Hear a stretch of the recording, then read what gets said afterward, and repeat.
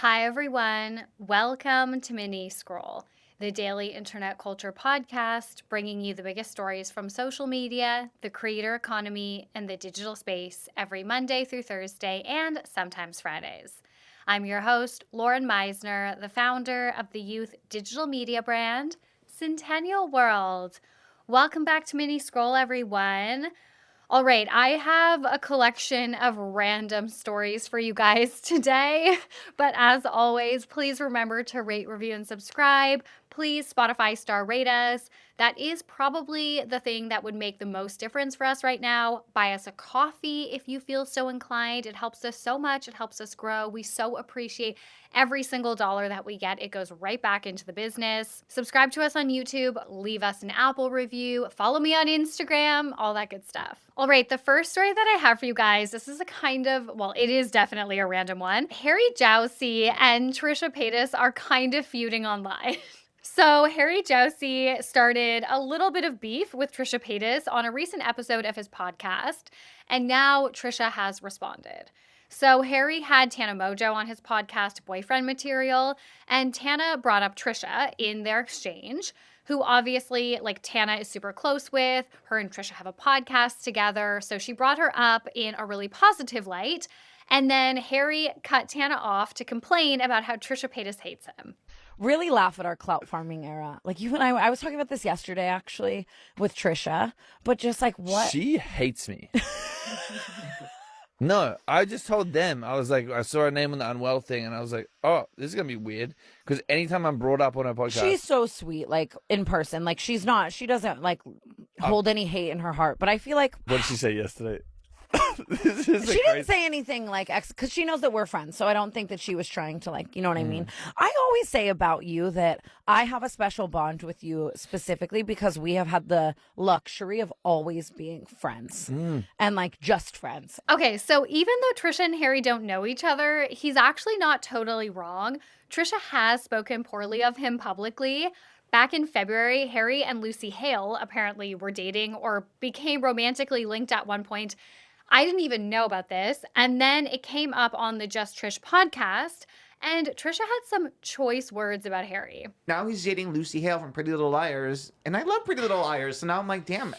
Oh, we're on the losing team. I think I might have to switch up and like be pro Harry Jowsey at this point. I don't know. I still have to talk to Riley Arnold first, actually, before I'm not switching up ever on that. I think on your stream would be a great place for him to be. I'm not trying to come up with Harry Jowsey for the record. You did. You're like, we should be friends with him. I'm like, maybe on the Oscar Gracie vlog channel. I'm sorry, this one I have to disavow. I have to disavow as far away as possible. There's nothing good about him. There's nothing he put out into the world. He's misogynistic. He has not apologized for being misogynistic. Like, everything about him is awful.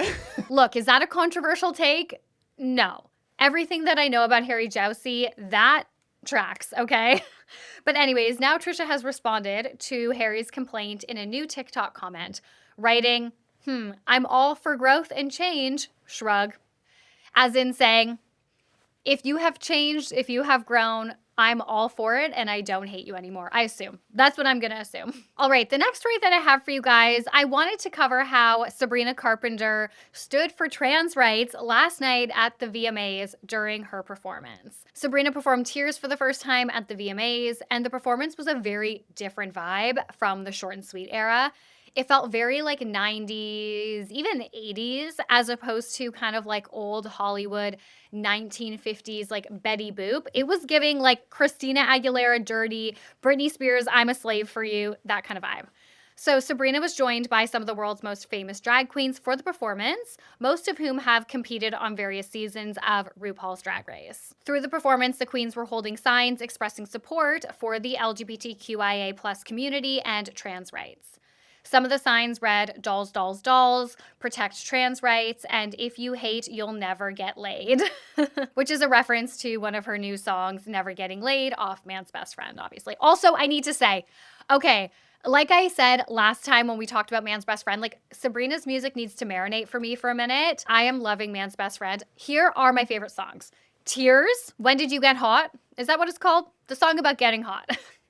House Tour? Oh my God. House Tour. It's so Barbie movie. House Tour is literally the best. Wait, I need to look. What else do I love? My Man on Willpower, Never Getting Laid, and Go Go Juice are like tier 2 songs for me. The other ones, like I just mentioned, are tier 1. I think Man Child might be tier 2 for me as well. I love a fun, happy song. I don't really like a slow song usually. So yeah, I'm actually obsessed. I think I like Man's Best Friend better than Short and Sweet. Like for me, the highs are higher. And I do think, unfortunately, though, the lows are lower for Man's Best Friend. But I am loving, like, those 3 to 4 songs, I am, like, on repeat. So, yes, her performance was obviously a form of advocacy for trans rights, which was just amazing to see. And, you know, a lot of us, including myself, had some criticism about the album cover. And a huge part of that criticism was people saying, like, she hasn't aligned herself with any type of advocacy, super publicly at least, that has made this feel like justified for an album cover like that. And I mean, I guess you don't I understand you don't necessarily need to always justify like art and stuff, but regardless, that was part of the criticism. Whereas Olivia Rodrigo, not to put them against each other, this is just the first thing that came to mind, is that we know that Olivia Rodrigo is very vocal about abortion rights, and that is something she aligns herself with and has for a very long time in her career. And so I think even though Sabrina did have a lot of activism around her Short and Sweet tour, she has not seemingly aligned herself as a public figure and her personal brand, if that makes sense. I think this is a message to us, like, this is where I stand. That album cover is not me like going down some like alt-right trad wife conservative vibe. I don't know, that's how I interpreted it. But yeah, there was a lot of criticism that Sabrina Carpenter, she's not political enough, I guess, to pull off such an edgy album cover. So I do feel like this is a little bit of like a fuck you to show us where she stands. Okay, the next story that I have for you guys, I mean, to be fair, it's not really a story. I don't really have much to say about this, but Annabelle was like, you need to talk about this on Mini. And I was like, okay, I will, because it has become such a crazy meme. But essentially, travel influencer Brittany DeZola is claiming that she was supposed to be traveling to Nice, France, and instead ended up booking and boarding a flight to Tunis, Africa. To Nice? Tunis? I don't know. I have no idea how this happens. I mean, people are going insane about this on TikTok. Like I said, they're memeing it everywhere. It's really funny. But there's also people who are like, this is honestly insane. Like, you boarded a flight that literally said Tunis Air. There's also so many instances where your destination is announced. Like before you board, on your boarding pass, when you get on the plane, all of that. So this is from the tab, quote, over the course of a whopping 25 TikToks, the influencer really let her American show as she stumbled her way through conversations with local airport employees. Staff in the Tunis airport were having none of it.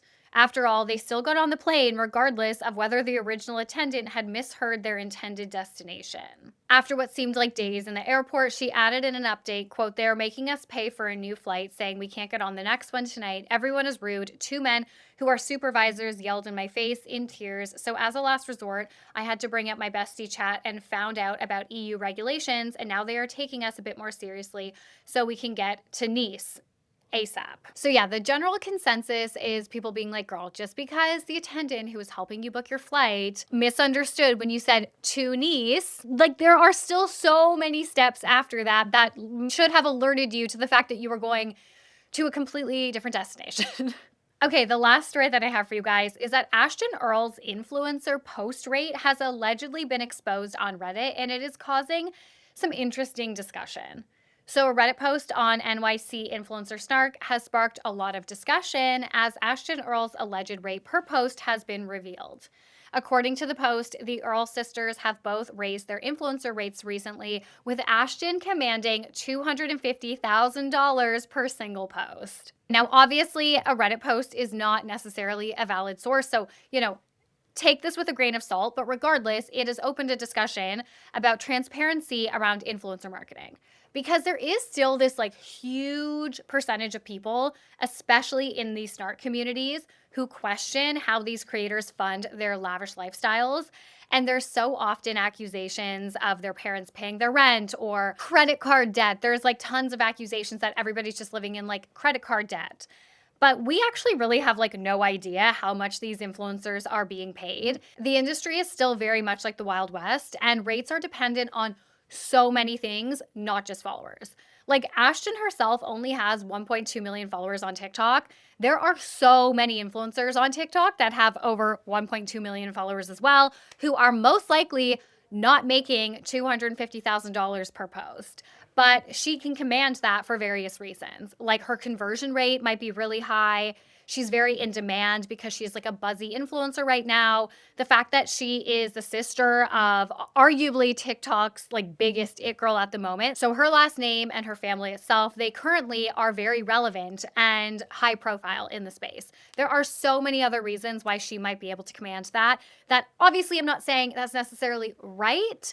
You know, like should she or any influencer be paid that amount of money for a sponsored post? I mean, I think from an ethical perspective, when you think about the fact that there are people who literally can't feed their kids, no, of course not. But the reality is that they get paid that because the value that they bring to brands is in theory worth that. And I think as well, from somebody who works on, you know, the media side of this industry, these rates are not new. Like it's new that they're going to a sole individual, but before influencer marketing and paid social, a $250,000 media brief going to a publisher was very average or even low for some brands. I actually remember I had a mentorship meeting like years ago with a founder who had built one of the most successful media brands in all of Australia. He had left the industry, but he had built it maybe like 15 years before Centennial launched. So they were just before us. Like it was not, you know, this wasn't like 50 years ago. This was like between 10 and 15 years before us. And he said to me, like, stop going after local Australian brands for advertising budgets. Like you just need to get some multinational clients who will give you like a 300K brief, you know, every couple months. And literally I laughed in his face and I was like, do you think that's what the industry is still like? Like that is absolutely absurd. The industry and how the money is distributed now in advertising is just so different. I mean, it's a little bit different for us because we're like a podcast network. We're more of like, we actually kind of often fall in influencer budgets for brands. It's like a way that they can like work with us, even if they don't have a media budget for a specific campaign because they like want to work with us. So we can kind of fall under both, which has been really advantageous for us. But in general, like that is honestly the reality of what this industry used to look like. And other types of advertising like commercials, billboards, product placement, like often cost way more than $250,000 per deal. And, you know, you can't track conversions in the same way that you can with influencers. So it is all relative, but I also understand that at the end of the day, seeing that kind of money going to an individual is jarring. And the fact that their audience then gets to or has to, I guess, see that wealth kind of thrown back in our faces sometimes, that does feel a little bit out of touch. And it can be hard to swallow given, I mean, like everything going on in the world right now. But yes, like influencers can make so much money, but it is such a varied industry. All right, guys, that's it for Mini Scroll today. Thank you so much for listening. I love you guys. Please remember to rate, review, and subscribe. Please Spotify star rate us, buy us a coffee, leave us a review on Apple. Annabelle will talk to you tomorrow, and then I will talk to you on Thursday. Bye.